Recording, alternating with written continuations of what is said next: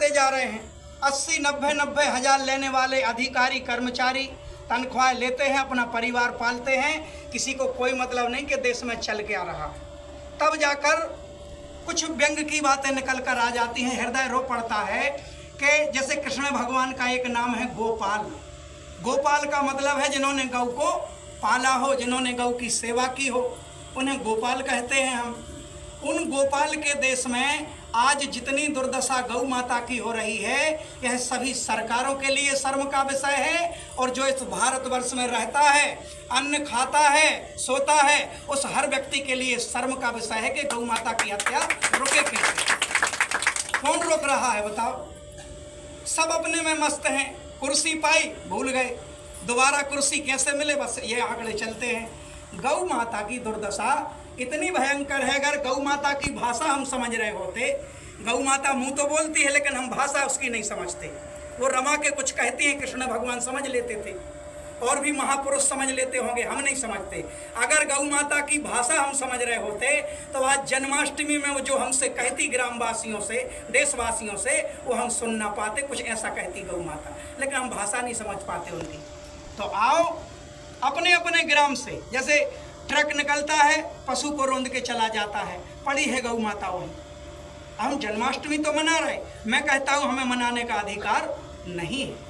जब तक नहीं है, जब तक गौ माता की सुरक्षा की एक समुचित व्यवस्था हम ना कर दें। हो सकती है पूरा गांव ठान ले तो हो सकती है, पूरा क्षेत्र ठान ले तो हो सकती है। अधिकारी सो रहे, उनका घेराव करो, चाहे तहसील का घेराव करना पड़े, चाहे कलेक्ट्रेट का, और चाहे मुख्यमंत्री आवास का। ये संभव है। जो वो सो रहे हैं उन्हें अपना कर्तव्य निभाना पड़ेगा। ये भारत देश है, संस्कृति का देश, और जब तक गौ जिंदा है तब तक संस्कृति है। गौ माता ना रही तो हमारी संस्कृति भी नष्ट हो जाएगी। पहले जब लड़का देखने जाते थे तो पता है क्या पूछते थे? भैया घर धन धान से परिपूर्ण है कि नहीं? बोले हाँ भैया, ये घर धन धान से परिपूर्ण है। धन धान का मतलब है, धन का मतलब गौधन, और धान का मतलब अन्न। जिसके घर में अन्न होता था, जिसके घर में गौ होती थी, वो घर संपन्न कहलाता था। धन धान नहीं। अब टीवी, कूलर और फ्रिज पूछे जाते कि फ्रिज है घर में कि नहीं। और जो फ्रिज का खाएगा, दुनिया के किसी डॉक्टर के पास चले जाओ, बीमारी कभी मिटने वाली नहीं है। जहरीली गैसें भरी जाती हैं। यही विदेशों की, अंग्रेजों की एक चाल है कि फ्रिज जैसा आइटम हमारे देश को थोप दिया, और बढ़िया हम शान से चलते हैं, हमारे घर में तो फ्रिज है, जहरीली गैस भरी है, उस जिससे वो ठंडी होती है। और पहले हमारे क्या, धन धान से परिपूर्ण। तो हम अपनी पूरी प्राचीन संस्कृति को जब तक वापस नहीं आएंगे, गुरुदेव जी यही तो चाहते हैं, यह संगठन यही कार्य तो कर रहा है। तो ग्रामवासियों से निवेदन है, गौ के हत्यारों को सहयोग कर रहे हैं आप, क्यों कर रहे हैं? अरे उनसे तो घृणा होनी चाहिए।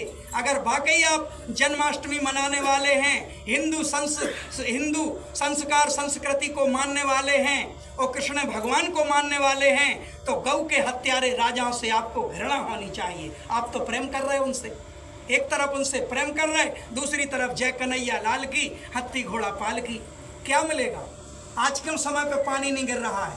देगा कोई जवाब? बताएं। आज समय पे पानी इसलिए नहीं गिर रहा, प्रकृति का संतुलन बिगड़ा है। किसने कहा था गौ माता काटो?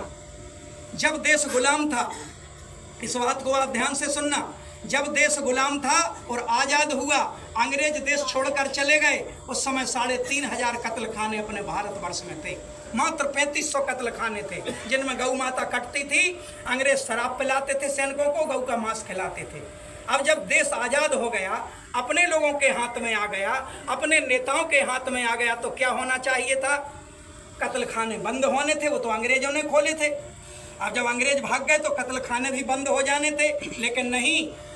76 साल पहले 3500 कत्ल खाने थे, और हमारे राजनेताओं की, बीजेपी, कांग्रेस की जितनी भी पार्टियां हैं, इन सब की देन है कि 76 सालों में 3500 कत्ल खानों से आज 36,000 कत्ल खाने भारतवर्ष में हैं। इनसे नफरत करो भैया। मैं तो कृष्ण जन्माष्टमी पे कहता हूँ, अगर कृष्ण कन्हैया की कृपा चाहिए तो गौ माता को बचाना होगा। नहीं तो मंदिर बनवाने से या कृष्ण कन्हैया की सिर्फ पूजा करने से हमें उनकी कृपा प्राप्त नहीं होगी। कृष्ण कन्हैया की कृपा प्राप्त होगी गौ माता को बचाने से। तुम बचा सकते हो, तुम अकेले लड़ाई नहीं लड़ सकते, तो भगवती मानव कल्याण संगठन के साथ जुड़ो। तुम अकेले नहीं ये कार्य कर सकते तो भारतीय शक्ति चेतना पार्टी के साथ जुड़ो। हम लोग यही तो लड़ाई लड़ रहे हैं। भविष्य में इतना व्यापक आंदोलन होगा। और अब सरकार के द्वारा सरकार की नीतियां देखो आप, ये इसलिए चर्चा की जा रही है, यही धर्म की बात है। ये मत समझना मैं दूसरे टॉपिक पे भी बोल सकता हूँ, यहाँ विषय की कमी नहीं, लेकिन इसी विषय पे आज इसलिए बोलना चाहता हूँ। कृष्ण जन्माष्टमी हमारी सार्थक। पूछते हैं कि रोकेगा कौन? कहीं ना कहीं शुरुआत करनी पड़ेगी। मकान बनता है एकदम से नहीं बन जाता। लोग कहते हैं वोट दे देंगे भैया तो वोट खराब चली जाएगी। अरे कैसे चली जाएगी खराब? क्या तुम्हारे पिताजी ने एक ही दिन में पूरा मकान बना दिया था? पहले नींव बनाई थी। हम नींव के पत्थर हैं, कहीं से तो शुरुआत करो, कहीं से तो बीजारोपण करो। हमें गौ माता की हत्या रोकना है। हम लोग बिना सत्ता में आए, आज जब भी ट्रक निकलते हैं भर भर के गौ माता कटने जाती है तो हम लोग पकड़ते हैं, जान पे खेल कर पकड़ते हैं और पुलिस के हवाले करते हैं। लेकिन होता वही है कि रात भीतर में पुलिस रफा दफा मामला कर देती है, क्योंकि सत्ता बेईमानों की है। अब बेईमानों की सत्ता में कर्मचारी बेईमान नहीं होंगे, ईमानदार थोड़ी हो जाएंगे। वो भी कहते हैं कि हम अपने बीवी बच्चे पाल रहे हैं, सिर से लेकर पांव तक बेईमानी। तो ये इसका उपाय है, किसी के पास नहीं है, गुरुदेव जी के पास है, जगत जननी जगदम्बा के पास है। ये चीज़ें रुक सकती हैं, लेकिन आगे आना पड़ेगा। पहले भावना सही बनानी पड़ेगी। आप किसी भी दल से जुड़ो, हम किसी पार्टी को बुरा नहीं मानते, लेकिन उनकी विचारधारा को बुरा मानते। 100% विचारधारा बुरी है। सब एक दूसरे को नीचा दिखा रहे हैं। ये जितने चुनाव होते हैं, ये इससे पूरा देश कर्ज में डूब रहा है। हम रोड पे आ जाएंगे। अब जरूरत है उन व्यक्तियों को आगे लाने की। धर्म की यही तो बात है भाई। कृष्ण भगवान ने क्या किया था बताओ आप? आज उनकी जन्माष्टमी है। कृष्ण भगवान ने अपने जीवन में क्या किया? एक बुरे राजा को मारकर एक अच्छे राजा को गद्दी पे, ये कृष्ण भगवान ने किया था। भगवान राम ने क्या किया बताइए? भगवान राम ने एक दुराचारी राजा को मारा और एक अच्छी विचारधारा वाले विभीषण को उनकी गद्दी पे। भगवान का काम ही यही है कि बुरे राजा का नाश करना, उसे पीछे करना और अच्छे व्यक्ति को गद्दी पे बिठाना, जिससे हम रामराज ला सकें। रामराज कैसे आएगा? रावण गद्दी पे बैठे, रामराज कहाँ से आ जाएगा? कंस गद्दी पे बैठे। ये ना तो नशा मुक्त हैं, ना भ्रष्टाचार मुक्त हैं, न इनकी निगाहों में पवित्रता है। इसलिए कहते हैं जन्माष्टमी सार्थक बनाना है। इसे राजनीति मत समझना। राजनीति हम जानते नहीं, हम तो धर्म नीति जानते हैं। माताओं बहनों का विशेष योगदान है। हमारी बहनों ने भी अपने विचार व्यक्त किए, उनकी अपनी जो भावना थी, उन सबका फल परिणाम यही होता है कि जैसे भी बने पूज्य गुरुदेव भगवान के अभियान से आप जुड़ें। इन बातों का बुरा मत माने। भारतीय शक्ति चेतना पार्टी और लाल रक्षा कवच वाले किसी भी गुरु भाई को अपना समझें। वो इतना हितैषी है आपका कि जब सोचेंगे तो आपकी आत्मा रो पड़ेगी, रोंगटे खड़े हो जाएंगे। भारतीय शक्ति चेतना पार्टी से नफरत मत करो, प्रेम करो। दो व्यक्ति आपके घर में आग लगा रहे और एक व्यक्ति उस आग को बुझाने के लिए पानी डाल रहा है। बताओ आपको प्यारा कौन होना चाहिए? अरे जो आग लगा रहा है वो तुम्हारा दुश्मन है। हम तो पानी डाल रहे हैं। भारतीय शक्ति चेतना पार्टी वही कार्य कर रही है। बाकी पार्टियां तुम्हारे घर में, तुम्हारे गांव में, तुम्हारे क्षेत्र में आग लगा रही हैं। नशे की आग, भ्रष्टाचार की आग, तुम्हारे बच्चे भटके ये आग लगा रहे हैं। और हम जाकर जितना भी पानी हमारे पास है, जितनी भी शक्ति गुरुदेव जी ने दी, हम उस आग को बुझाने का कार्य करते हैं। तो आग बुझाने वालों से प्रेम करो भैया और आग लगाने वालों से बचो। यही धर्म कहता है। कोई को पैसा ले लो, मुर्गा पालने को पैसा ले लो, बकरी पालने को पैसा ले लो, ये सरकार की बुद्धिहीनता है, ये सरकार की चालबाजी है। गौ के लिए कौन सी योजना है? कौन गौ माता के लिए कार्य कर रहा है? फिर रोते हैं कि हे भगवान समय पे पानी नहीं गिर रहा है।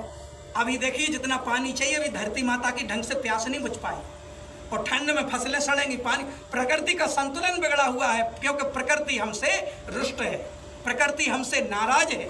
उस प्रकृति को प्रसन्न करने के लिए एक विशाल आंदोलन की आवश्यकता है, जिसमें गौ माता की हत्या को रोका जाए।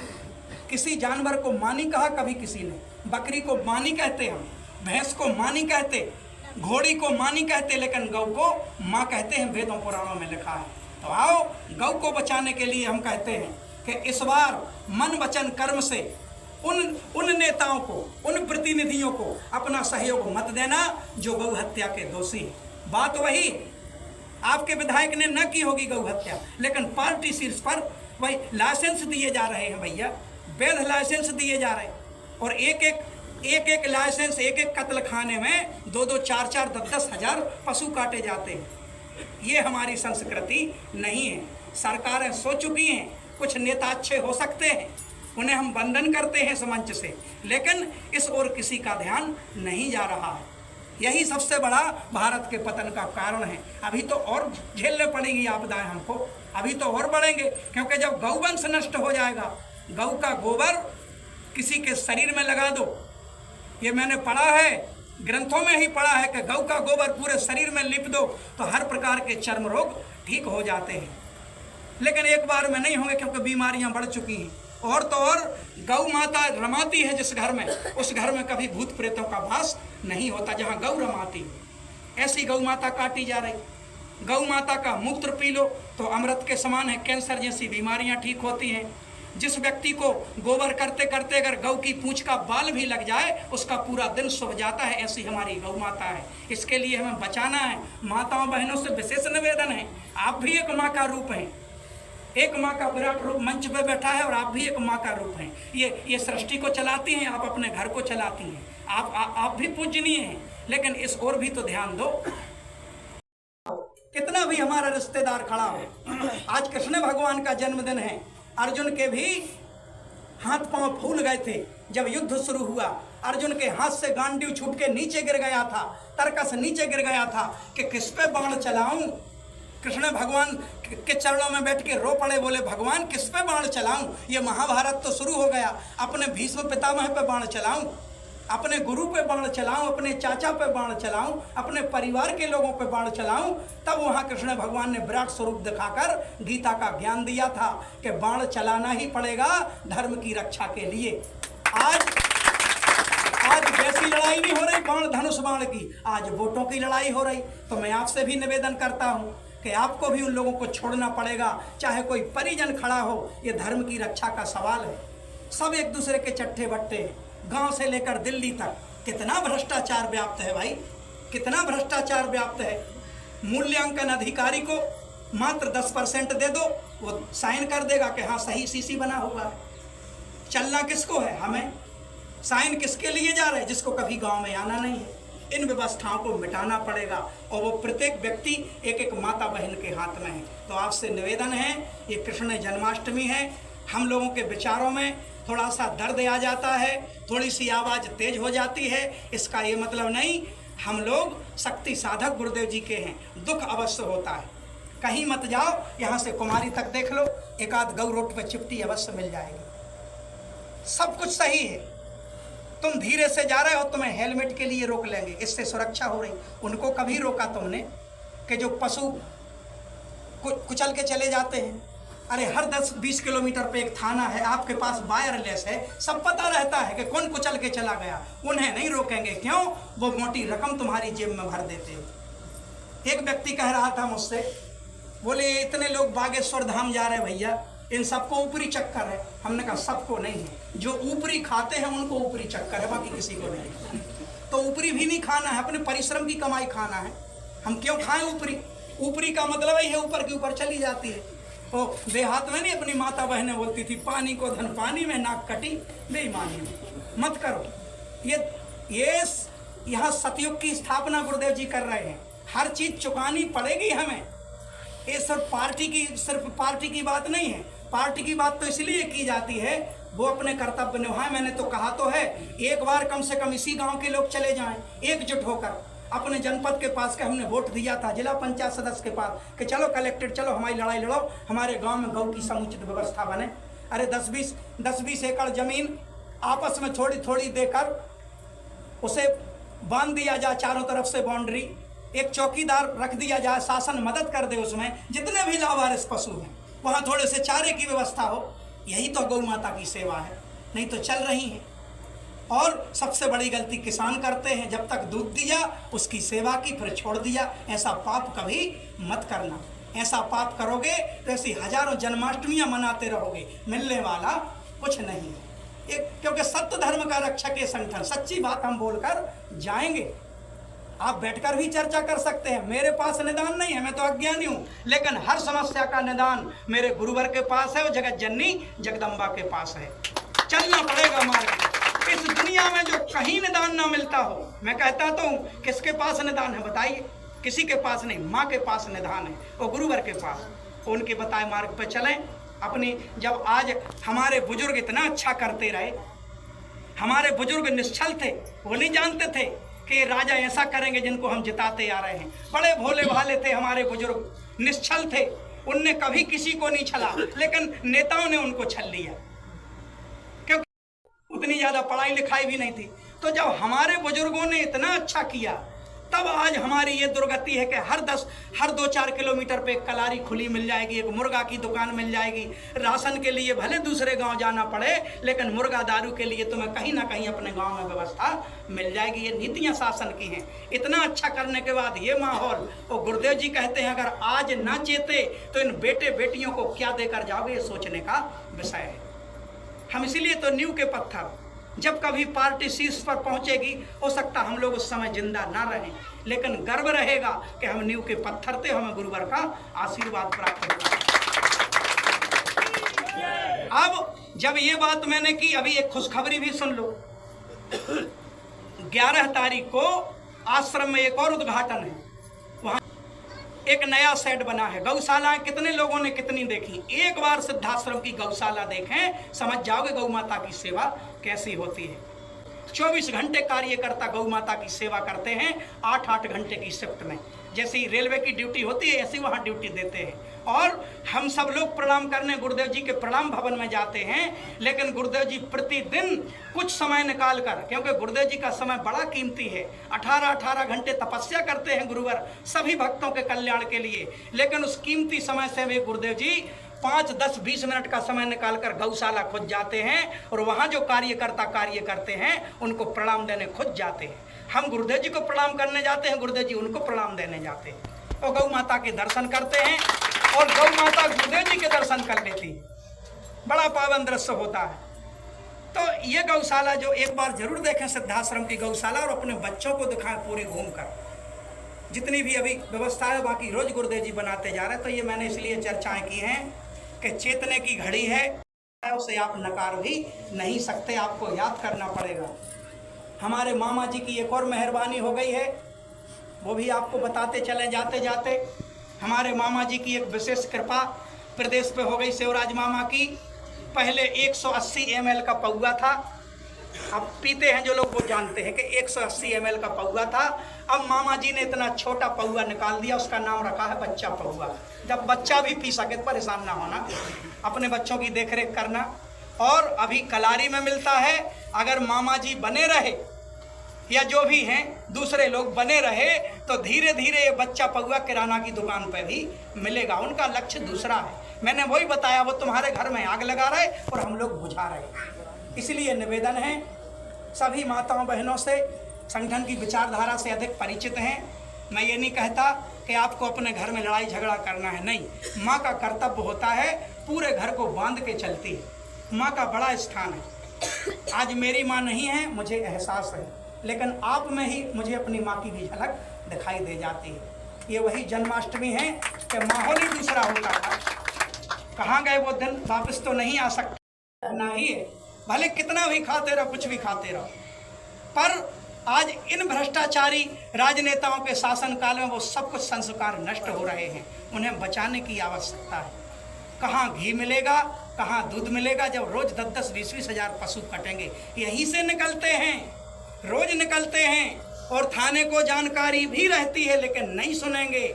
सब कुछ उनका है। झूठ ही लेना, झूठ ही देना, झूठ ही भोजन, झूठ चबेना, अंधेर नंगरी चौपट राजा। इसे बदला जा सकता है एक एक माता बहन के सहयोग से। आप साधारण मत समझें अपने आप को। आप जब करने पे आएंगी, आप ही की बिरादरी में माता मीरा का जन्म हुआ था, आपकी ही महिला बिरादरी में झांसी की रानी का जन्म हुआ था, जिन्हें देवता की तरह पूजते हैं। अंग्रेजों के पसीने छूट जाते थे। तो अपने आप को छोटा आकलन मत करो। आप चाहेंगी तो पूरे घर में भी परिवर्तन कर देंगी और पूरे ग्राम में भी परिवर्तन कर देंगी। और आप सबका निर्देशन करने के लिए हमारी तीनों शक्ति स्वरूपा बहनें हैं, जिनके दर्शनों से हमें लाभ मिल जाता है, जो पूरे देश में जाकर नारी शक्ति को, पूरे देश को जगाती हैं। तो हमारा हाथ जोड़कर निवेदन है, छोटे छोटे बेटे बेटियों की भलाई के लिए, इनके उज्जवल भविष्य के लिए आवश्यक है कि भारतीय शक्ति चेतना पार्टी से जुड़ें। इसे राजनीति की पार्टी मत समझना। ये पार्टी राजनीति करने नहीं आई, ये पार्टी समाज में परिवर्तन करने आई है। इसका जुड़ा हर कार्यकर्ता 2-4 घंटे की मात्र नींद लेता है और समाज सेवा के कार्य करता है। हमारी बहन ओमवती दीदी जी भी विराजमान हैं। एक ऐसी सशक्त महिला प्रत्याशी आपने बहुत देखे, वो तो धन धान से परिपूर्ण होते हैं, करोड़ों अरबों रुपए उनके पास होते हैं, पर हमारी बहन इतनी साधन संपन्न है कि स्वयं अपने परिवार का अच्छे से पालन पोषण करती हैं और कोई दुखियारा आ जाए तो उसके लिए तैयार रहती हैं। ना ये करोड़पति हैं, ना ये रोडपति हैं, न सिर्फ समाज की सेवा करना है। ऐसे प्रत्याशी मिले, आपको भी गर्व होना चाहिए। ऐसे प्रत्याशी हमारे ग्राम में आए, कुछ करके दिखाया जाएगा, ऐसा करके दिखाया जाएगा जो अभी तक नहीं हुआ। इसीलिए तो बेईमान चाहते नहीं हैं, नाना तरह के षड्यंत्र करते हैं, बदनाम करने का प्रयास करते हैं। लेकिन हमें खुशी इस बात की होती है कि चलो तुम्हारे सिर पे तुम्हारे किसी बड़े राजनीतिक का हाथ होगा, जो राजनीतिक हैं बड़े बड़े, पर हमारे सिर पे सच्चिदानंद भगवान के अवतार श्री शक्तिपुत्र जी महाराज का हाथ है। सारी चालें बेकार हो जाएंगी। अभी सागर में जब एक विशाल आम सभा हुई तो दिल दहल गए भ्रष्टाचारियों के कि ऐसा भी हो सकता है। 10 से 20 हजार लोग बहनें उतर आई, क्योंकि हर बहन चाहती है कि घर में कलह नहीं होना चाहिए। बहनों के आंसू बहते हैं, बहनें रोती हैं, प्रताड़ित होती हैं। और सबसे बड़ी बात, आने वाली बेटियों की, इस पर बड़ी गहराई से विचार करना। आने वाली बेटियों के लिए ये वातावरण ठीक नहीं है जो चल रहा है, और अभी और बढ़ेगा। इसके लिए हमें विराम लगाना है। भारतीय शक्ति चेतना पार्टी से जुड़ें, भगवती मानव कल्याण संगठन के साथ जुड़ें। इस ग्राम के सभी युवा बुजुर्गों का भी स्नेह आशीष हमें चाहिए। ये अभियान सफल बनाना है। हो सकता हमारी आपसे ग्राम में एक दूसरे की आपसे अदावत हो, ये महत्वपूर्ण बात नहीं है। हमें एक महान लक्ष्य की तरफ बढ़ना है। इस लक्ष्य की पूर्ति के लिए आप सबकी आवश्यकता है। जैसे देश गुलाम था तो सभी छोटे बड़े एकजुट होकर अंग्रेजों से लड़े, ऐसे ही आज हमारा देश नशे का गुलाम है। देश को आज़ाद करना फिर से, और उस आज़ादी से खतरनाक है, उस गुलामी से खतरनाक गुलामी है। इससे बचाने के लिए सभी एकजुट होकर, किसी भी जाति धर्म संप्रदाय के हो, एकजुट होकर आवाज़ उठाएं।